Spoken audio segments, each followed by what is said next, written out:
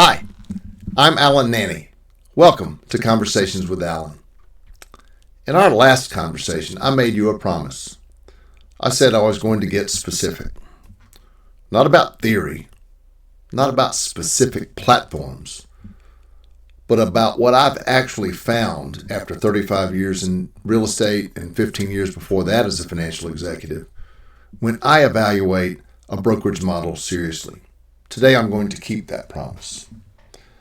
But first I want to acknowledge something. If you've been following these conversations from the beginning, you've heard me talk about a 4-part framework for evaluating brokerage models. Production, professional development, support and infrastructure, long-term opportunity. That framework was a starting point, a way to begin thinking more clearly about the structure around you. What I'm going to share today goes deeper because there's a difference between a framework for thinking and a framework for deciding. And after everything I've seen and experienced, this is how I actually decide. The first thing I evaluate is compensation. And I want to be careful here because this is where most agents start and stop.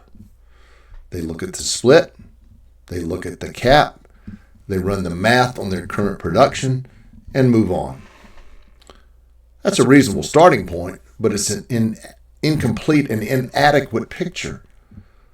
The question I've learned to ask isn't just what does this model pay me for my next transaction? It's what does this model allow me to build over time? Does the structure improve as my business grows?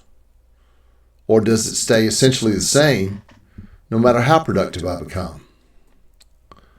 Does success in this model create leverage? Or does it simply create more of the same? And perhaps most importantly, does the model offer ways to generate income beyond my own personal production? Because there's a meaningful difference between a model that compensates you well for what you do and a model that rewards you for what you've built.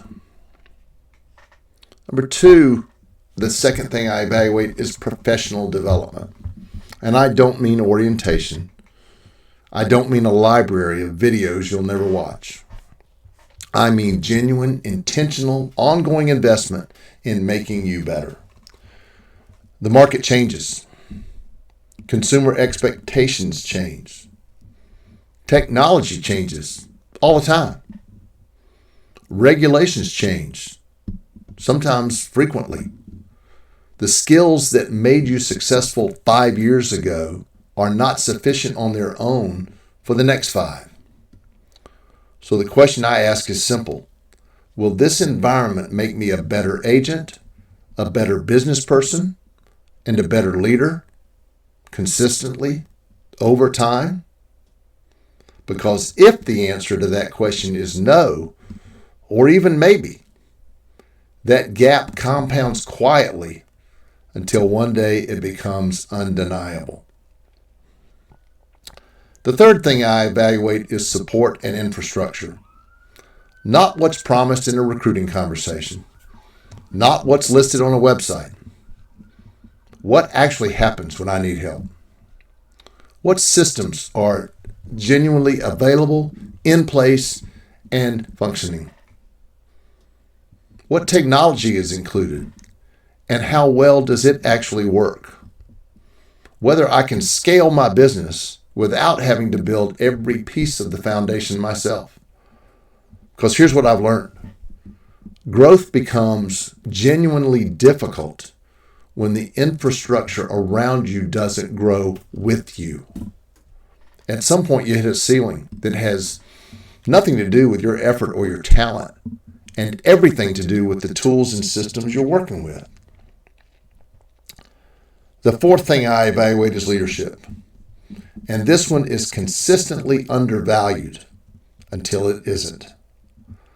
Who is making decisions at the top of this organization? Are they accessible, not just in theory, but in practice? Are they genuinely aligned with agent success or primarily aligned with company growth? Do they understand the business we're actually in at the ground level, where the work gets done? Leadership shapes culture. Culture shapes behavior.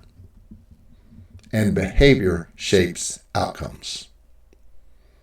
And when leadership loses touch with the people doing the work or stops being accessible to them, trust erodes.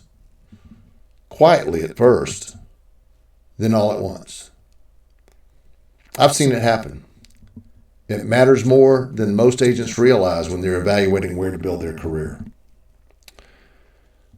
The fifth thing I evaluate is long-term opportunity. And over time, this has become the most important area for me. Not because income isn't important. It absolutely is. But at some point in a career, the income question gets joined by a different one. What happens to all of this effort? What am I actually building?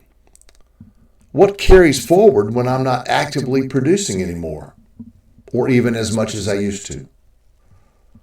What creates options, real options for my future?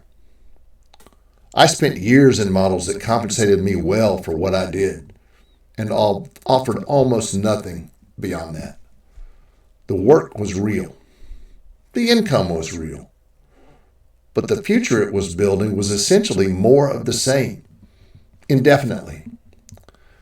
When I finally found a model that answered those questions differently, it changed my perspective on everything I thought I understood about this business. Here's what I've observed over decades of watching my fellow agents build their careers. Most agents spend nearly all of their evaluation time on one area, compensation, specifically the split and the cap, and almost no time on the other four. Yet in my experience, those other four areas determine far more about the quality and the trajectory of your career than a split or a cap ever will. Compensation gets you through the year. The other four build your future. Over the next several conversations, I want to go deeper on each of these 5 areas. Not in the abstract, not with generic advice, but specifically, including what I found when I evaluated them honestly, and why those answers ultimately led me to where I am today. I'm not going to tell you what to decide. That's not my role, and it's never been my intention. But I do believe that agents who ask better questions make better decisions. And I'd like to help you ask better questions. If any of this resonates with you, and you'd like to have this conversation one-on-one, I'm always available for that. I'm Allan Nanny. I'll see you in the next conversation.